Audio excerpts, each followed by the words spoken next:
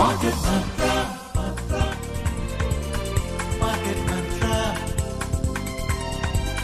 Market Mantra. Market Mantra. Market Mantra.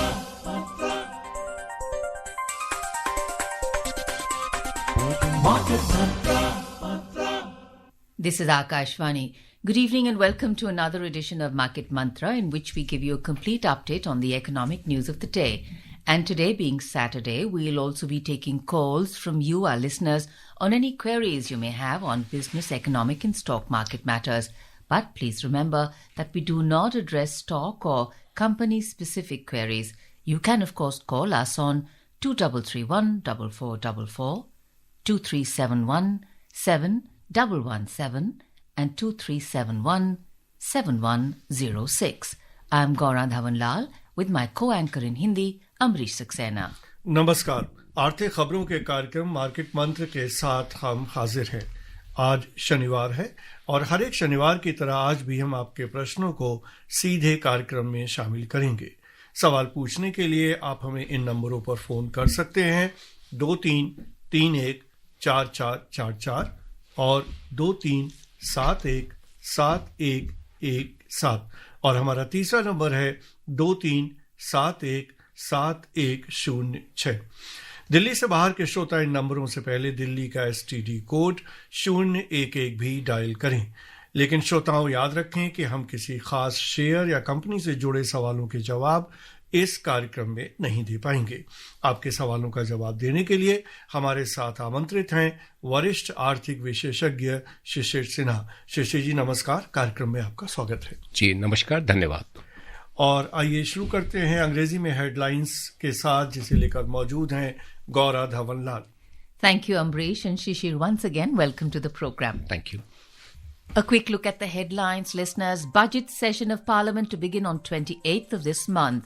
After 2 weeks of gains, benchmark domestic equity indices plunge around 2.5% this week. And global crude oil prices log weekly gains amid supply concerns. संसद का budget सत्र 28 जनवरी से शुरू होगा। 2 सप्ताह की बढ़त के बाद घरेलू शेयर बाजारों के सूचकांक इस सप्ताह लगभग 2.5% गिरे और आपूर्ति को लेकर जारी चिंता के बीच तेल के अंतर्राष्ट्रीय मूल्यों में साप्ताहिक बढ़त दर्ज की गई।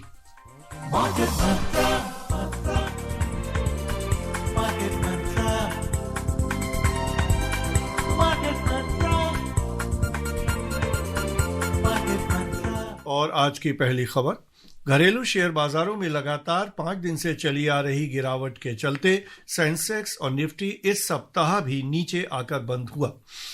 सप्ताह के दौरान ऑटो, मेटल और तेल और गैस के शेयरों में मुनाफा वसूली दिखाई दी, जबकि कंज्यूमर ड्यूरेबल्स की मांग में दोबारा तेजी की उम्मीद के बीच उनके चुनिंदा शेयरों में खरीदारी देखी गई। अमेरिका वेनेजुएला में टकराव, रूसी तेल के आयात को लेकर जारी चिंता, रेयर अर्थ के निर्यात पर चीन के प्रतिबंध और विदेशी संस्थागत निवेशकों द्वारा भारतीय बाजारों से लगातार निकासी जैसी घटनाओं से बाजार में निराशा दिखाई दी। 30 अंकों पर आधारित बंबई शेयर बाजार का सेंसेक्स 2186 अंक यानी 2.5% से अधिक की गिरावट के साथ 83,576 अंकों पर बंद हुआ। नेशनल स्टॉक एक्सचेंज का निफ्टी 645 अंक यानी 2.45% की गिरावट के साथ 25,683 अंकों पर आ गया। बंबई शेयर बाजार के व्यापक बाजार में भी मंदी का माहौल दिखाई दिया। सप्ताह के दौरान मिड कैप सूचकांक लगभग 2.6% गिरा, जबकि स्मॉल कैप सूचकांक में लगभग 3.9% की गिरावट दर्ज की गई। Listeners, before we dive further into the program, we'd like to share with you that the views and opinions expressed by experts in this program are their own and not that of Akashvani. Akashvani advises its listeners to do their own research or consult a registered professional before taking any investment decision. We further advise all listeners to exercise due diligence and rely on their own judgment for taking any financial decision. And now we are ready to welcome our first caller from Shimla, the cold climes of Shimla. Rakesh, स्वागत है. Welcome to the program. Please अपना सवाल पूछिए. जी, सबसे पहले तो मेरा आप सभी को नमस्कार. नमस्कार जी.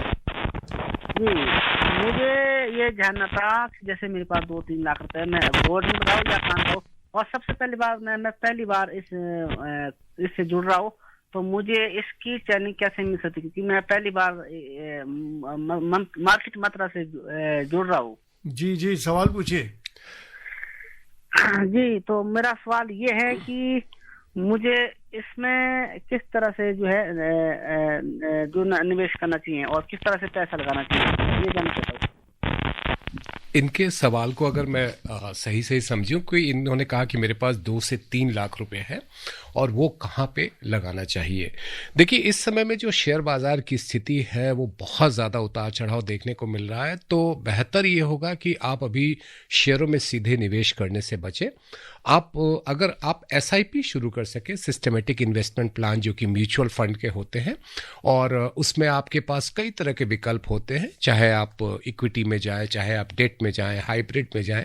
और ज़्यादा जानकारी के लिए कल अगर आप रविवार को ट्यून इन करेंगे तो म्यूचुअल फंड पे हमारा खास कार्यक्रम होता है, तो वहाँ पर विशेषज्ञ आपकी और मदद कर सकते हैं.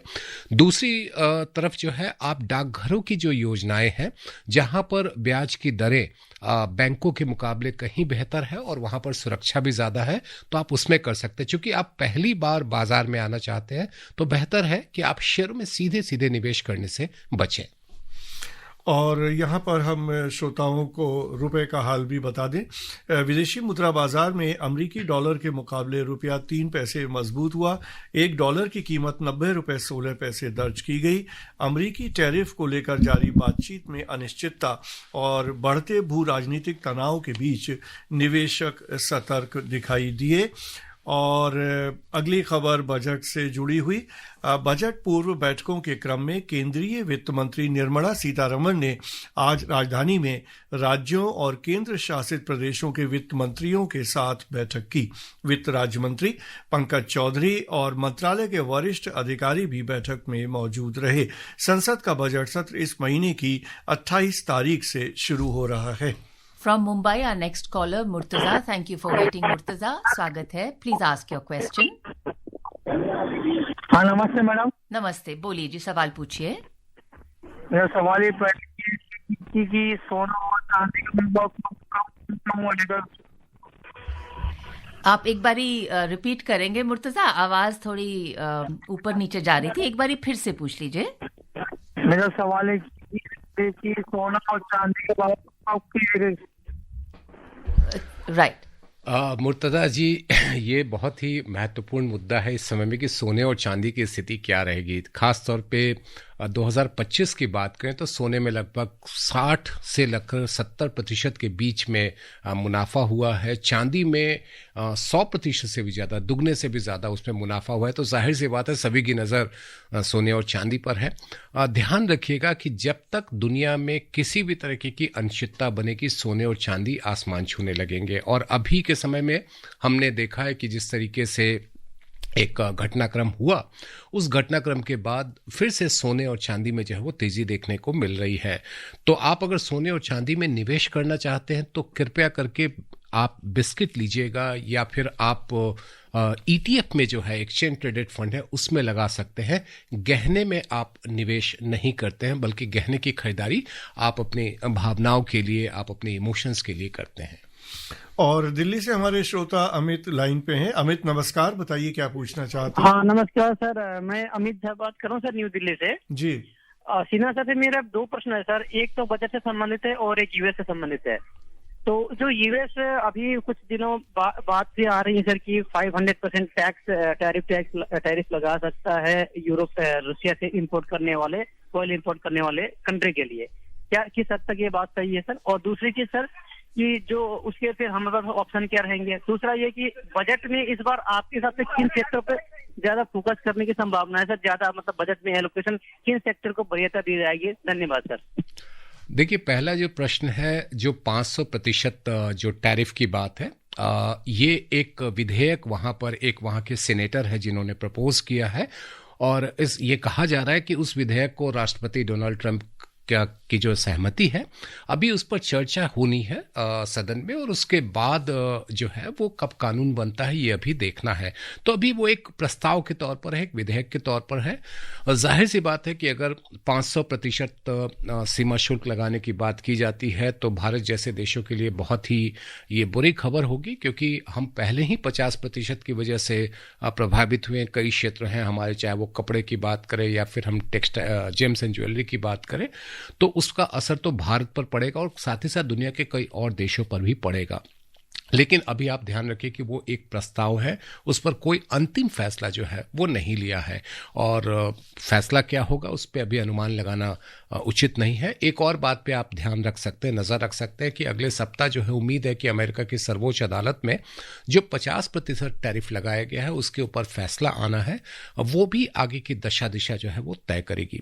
दूसरा आपका प्रश्न था कि बजट में किन क्षेत्रों में आवंटन बढ़ाया जा सकता है। तो देखिए, इस समय में सरकार का पूरा जोर जो है विनिर्माण को बढ़ावा देने की है, मैन्युफैक्चरिंग को बढ़ावा देने की है। तो वहां पर आप देख सकते हैं कि वहां पर जरूर कुछ ना कुछ अच्छी खबर सुनने को मिल सकती है।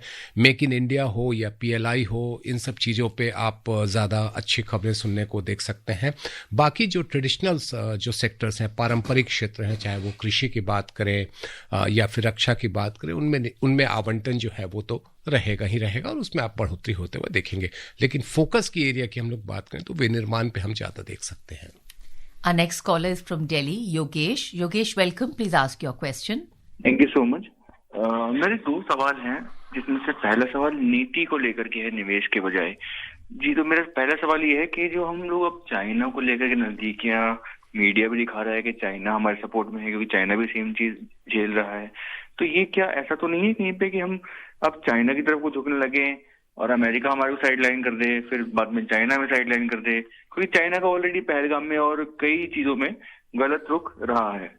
दूसरा सवाल ये है कि ऐसे समय में, क्योंकि ऐसे समय में कितना जरूरी है कि एक निवेशक कंट्री के लेवल पे, देश के लेवल पे भी डाइवर्सिफाई रखे अपने आप को।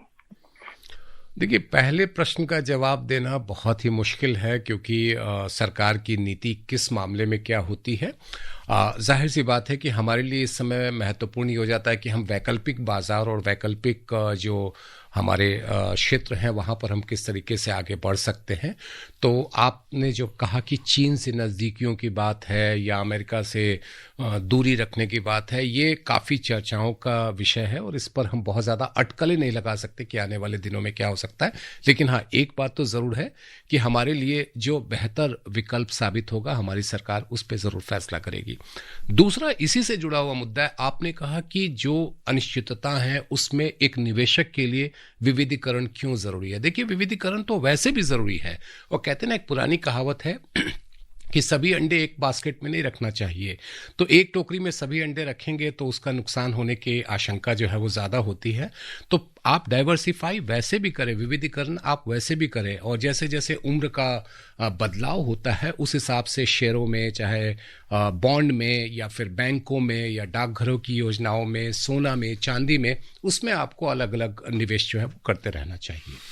और दिल्ली से हमारे श्रोता केशव लाइन पे हैं। केशव, नमस्कार, बताइए क्या पूछना चाहते हैं। हेलो, नमस्कार जी। मैं ये कहना चाहता हूँ, संसार में जो विश्व में जो उथल पुथल जो हो रही है, कुछ अमेरिका के जो राष्ट्रपति ट्रम्प जो है उनके कारण भी उनकी जो बुद्धि काम कर रही है इस समय कि ये टैक्स ज्यादा बढ़ाना या घटाना। तो जब तक ये हटेंगे नहीं, जाएंगे नहीं, तब तक संसार में, विश्व में शांति नहीं आएगी। मेरा सवाल ये है कि ये हम बैंक में अगर लोन के लिए अप्लाई करते हैं, गोल्ड दे के पैसा लेना चाहते हैं, तो वो कहते हैं जेवर लेते हैं, हम बिस्किट नहीं लेते। ऐसा क्यों? क्योंकि वो कहता है ये बिस्किट ठोस होता है, अंदर क्या है हम नहीं जान सकते। इसके बारे में कुछ बता पाएंगे?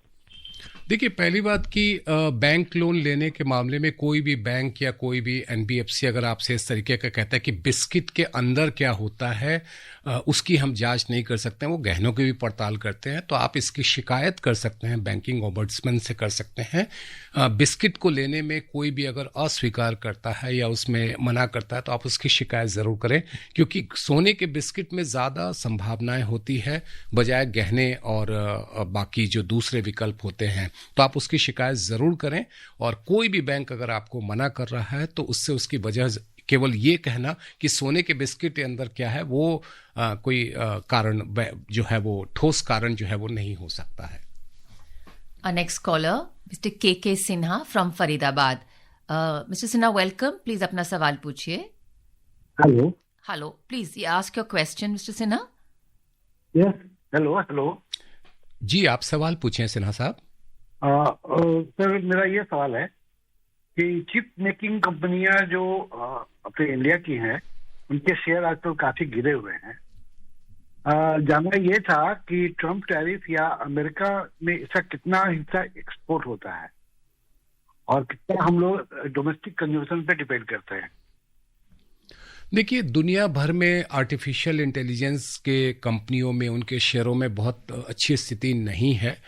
उसका असर हमारे यहाँ भी कुछ जो इस क्षेत्र में हैं उनके शेयरों पर, जो आपने चिप मेकिंग की बात की, अगर मैं गलत नहीं हूँ तो मैं समझ रहा हूँ तो आप सेमीकंडक्टर्स और उनकी आप बात कर रहे हैं। देखिए, जहाँ तक रहा सवाल निर्यात का, तो अभी तो हम बहुत ज़्यादा निर्यात करते नहीं हैं। इनफैक्ट निर्यात हमें तो हमारी आयात पर ही उसमें निर्भरता है। हमारे कई तरह की स्कीम्स आई हैं, जिन स्कीम्स में बहुत सारी कंपनियों को मदद सरकार की ओर से दी जा रही है और वो धीरे धीरे बढ़ेगा। लेकिन अभी की स्थिति में उन कंपनियों में जो शेयर बाजार में है, चाहे वो आईटी की हो या फिर वो चिप मेकिंग में हो, सेमीकंडक्टर में हो, उनमें जो वैश्विक बाजार का चलन है उसी के मुताबिक यहाँ भी आप उसमें गिरावट या आप उसमें जो भी बदलाव देख रहे हैं उसका एक वैश्विक चलन ही है।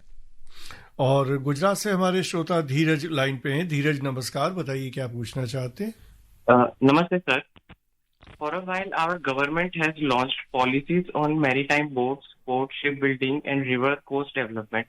Some of these are already showing results like port and shipbuilding. If we compare this with developed countries, we can guess what benefit we might get in the coming years. But from an investment point of view, like from a retail investor, how should we analyze this sector to find a good stock and strong companies and possible multi-bagger for upcoming years? Thank you. So there are two aspects you have mentioned, that how to find good stock, and the second you have asked that how to find multi-bagger. So just for the sake of our listener, multi-baggers are basically those companies which are giving you good return over a short period of time. So when we talk about how to find good companies, the best way to analyze the financial result is just to see the top line and the bottom line, and whether there is some unusual movement. Like you take the 5-year numbers, and during that 5-year numbers, if the growth is, a very constant one, whether we talk about top line or the bottom line, that's a good company. And also see what kind of order book they have. So if you are able to find these 2-3 elements from the book of that particular company, you can easily say that that company is good or bad. Second, talking about the multi-bagger, at this moment when the market is so volatile, it is very difficult to say that how to find that multi-baggers. In fact, many of the startups which are also in providing some kind of ancillary support, they are not doing well.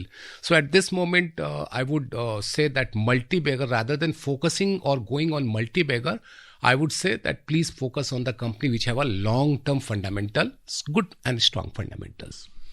और बिहार से हमारे श्रोता Tinku line पे हैं। टिंकू, नमस्कार, बताइए क्या पूछना चाहते हैं। नमस्कार सर। नमस्कार सर, मैं ये पूछना चाहते, जो सहारा इंडिया है उसमें मैं एक एफडी करा रखे हैं, ठीक है, और वो एफडी का समय अभी नहीं पूरा है, 27 में पूरा जाएगा, तो ये क्या पैसा मिलेगा या ना मिलेगा, क्या होगा, इसका केस चल रहा है सहारा पे। और एक और सवाल चाहिए, जो अमेरिका जो भारत पे 500 टैरिफ लगाया है और ये 50% जो टैरिफ लगाया है, तो ये इंडिया का जीडीपी और ये 500 का लगा है, इसका क्या स्थिति होगा, इसके थोड़ा जानकारी चाहिए। देखिए, पहले वाले प्रश्न के जवाब में हम कंपनी विशेष पे चर्चा नहीं करते हैं, तो हम आपको उसके एक कंपनी विशेष पे हम आपको जवाब नहीं दे पाएंगे। लेकिन इतना ज़रूर कह सकते हैं कि सरकार ने इस मामले में कई कदम उठाए हैं। आप जो सहकारिता मंत्रालय हैं उनके तरफ से जारी किए जाने वाले बयानों पर नज़र रखिए, वहाँ से आपको स्थिति काफ़ी साफ होती हुई दिखेगी। दूसरा जो आपका प्रश्न है अमेरिका के 500% टैरिफ यानी कि सीमा शुल्क लगाने का, निश्चित तौर पे वो हमारे लिए बहुत अच्छी खबर नहीं होगी। रातों रात जो है वो एक नया बाजार ढूंढ लेना और वहाँ जा करके अपने सामान को बेच लेना आसान नहीं होता, उसमें समय लगता है। लेकिन हाँ, पिछले जो हमारे पास आंकड़े आए हैं दूसरी तिमाही के, जब हमने 8.2% की दर से विकास किया और पूरे साल के 7.4% की जो बात आई है, और वो तब है जब अमेरिका ने 50% हमारे ऊपर अगस्त में टैरिफ लगा दिया। तो इसका मतलब है कि हमने उसका कुछ समाधान ज़रूर ढूंढा है और अभी हम यही उम्मीद कर रहे हैं कि ये 500% जो कि एक प्रस्ताव के तौर पे है वो कानून में तब्दील नहीं होगा। From Bhopal, our next caller, Shankar. Shankar, welcome. Please ask your question. Good evening, Market Mother team. Good evening. Sir, our export is very minimum as compared to our total GDP. And that to USA, we are not, we are doing mostly services. Export of goods are not that much. So why sentiments have gone bad and FIIs are pulling? Should domestic investors be worried about it, or we can keep on going with our SIPs without worrying that it will give us better than FD or any other form of investment return on our investment? Thank you. Yeah, it's a very valid question, Shankar ji. You have asked that, of course, we are more on the services side rather than on goods. And also, US is one country where we are having trade surplus and not the trade deficit. Still, we are very much worried because that's the overall sentiment. It's not that just question of one country where what we are importing, what we are exporting to that particular country. It's the overall sentiment. The second thing is that what kind of rate actions being taken by the Federal Reserve. Of course, at this moment, we are seeing some kind of rate reduction.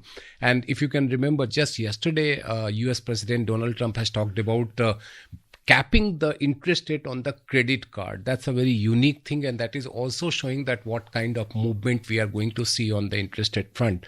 So that Federal Reserve, if it continues to reduce the interest rate, that may be a good news.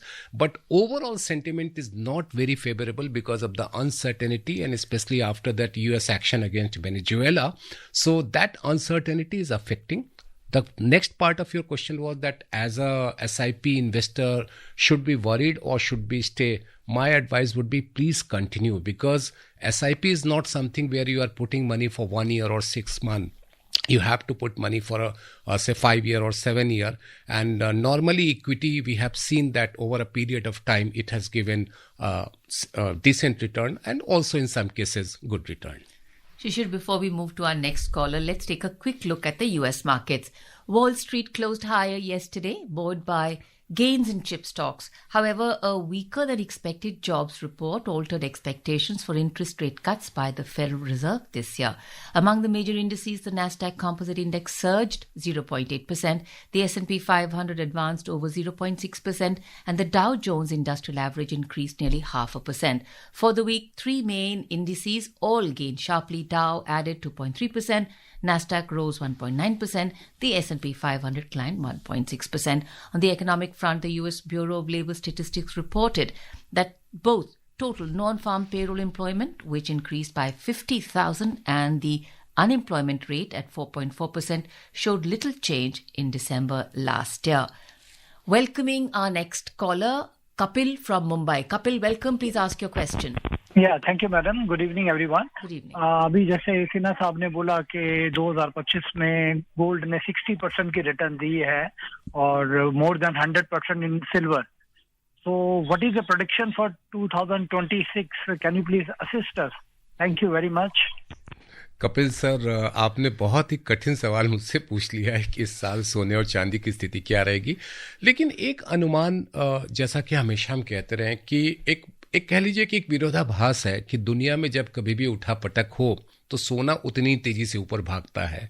और कहते हैं इस साल की बोहनी बहुत अच्छी हुई नहीं है वैश्विक स्तर पे, तो उम्मीद की जानी चाहिए, ये मैं बिल्कुल स्पष्ट तौर पे कह रहा हूँ कि एक विरोधाभासी बातें हैं कि जब कहीं पे कुछ तनाव की स्थिति हो और उसका फायदा सोने को मिलेगा, क्योंकि एक निवेशक के नज़रिए से मैं कह सकता हूँ कि सोने में स्थिति थोड़ी मजबूत ही बनी रहने के आसार हैं, और चांदी में उससे ज़्यादा कहीं मजबूती की स्थिति हमें देखने को मिल रहा है। कितने तक जाएगा, माफ़ कीजिएगा, ये भविष्यवाणी करना शायद मेरे लिए संभव नहीं है। Absolutely, Shishir, completely understand. You see, with the global world order changing, the polarities changing, nations coming out with their specific things, a lot of volatility in the financial markets itself. So, in this case, would you, at any point like to say that should we shuffle the portfolio that we have, maybe go for things which are less volatile depending on our age, some kind of advice? Yes, certainly, because see, you have to review your investment and you have to review your portfolio every time, and then accordingly you need to go for the what we call as the rebalancing. You have to do that rebalancing, and fortunately we have some good side where you can go and put your money just for the hedging purpose. Like as I told you, the post office saving schemes, people say post office saving scheme, what we are going to get, please remember, you use it as a hedging one. I mean, say for a 1 year period you buy the NSE, or for 1 year period you put some money in the saving account of the post offices where you are getting 4% interest rate, while in the bank where you have put up money you are getting 2.6% or 2.7%. So please use the hedging instrument and continuously reviewing your portfolio. Even if you are an investor of say stock market, which sectors you are doing. Like somebody asked about the chip sector, and just you read that chip shares in US performed well on Friday. Right. So that's a contradiction which we are discussing here. But during the month of December, during the month of November, we found that across the globe, these companies were not doing well. And there were question marks also that whether we should continue our investment or not.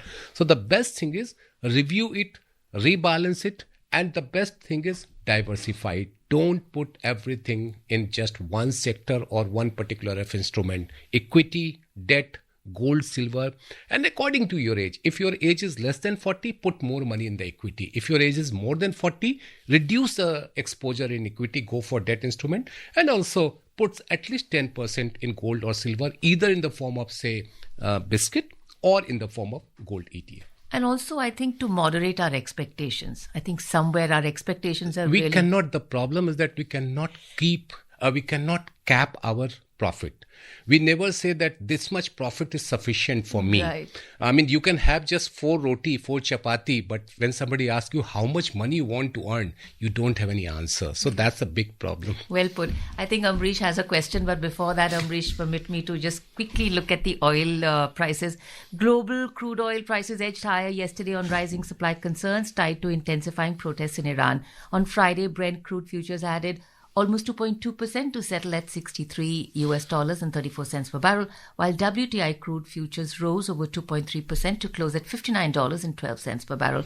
For the week, Brent rose about 4%, while WTI gained almost 3%. So, शिशिर जी, जैसे हम तेल की बात करें, ज़्यादा time अभी tariff ही सबके दिमाग में रहता है, लेकिन जिस तरह से जियोपॉलिटिकल सिचुएशन है और कॉन्फ्लिक्ट चल रहा है, ईरान की खास तौर से हम जिक्र करें, तो ईरान के जो हालात हैं उससे आपको क्या लगता है? अगर सप्लाई साइड में प्रॉब्लम है तो अभी तेल के दामों में हमें काफी बढ़ोतरी देखने को मिलेगी। ये बिल्कुल एक बहुत बड़ी चिंता है, और खास तौर पे एक खाड़ी के देश में किसी एक जगह तनाव होता है ना, तो उसका असर पूरे खाड़ी पे पड़ता है, और खाड़ी चूंकि एक बड़ा सप्लायर है तो उसका असर पड़ेगा। और दूसरी तरफ आपने वेनेजुएला की स्थिति देखी है, तो अभी तेल के मामले में हम थोड़े से अनिश्चित हैं कि इसके भाव भी ऊपर जाएंगे नहीं। और मुझे लगता है कि ओपेक जो है, ओपेक प्लस जिसको हम लोग बात करते हैं, वो इस दिशा में कोई ना कोई कदम उठाएगा। आप अगले 15 से 20 दिनों में आप देखेंगे कि कोई ना कोई उनकी तरफ से घोषणाएं आएंगी।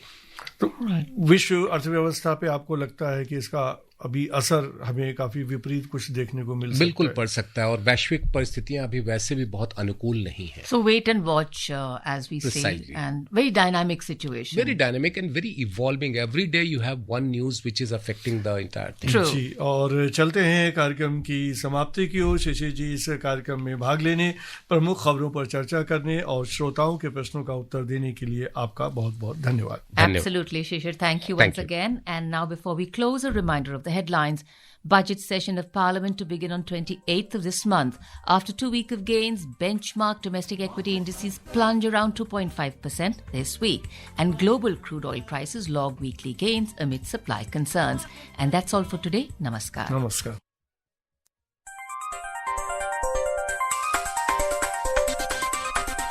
Market Mantra.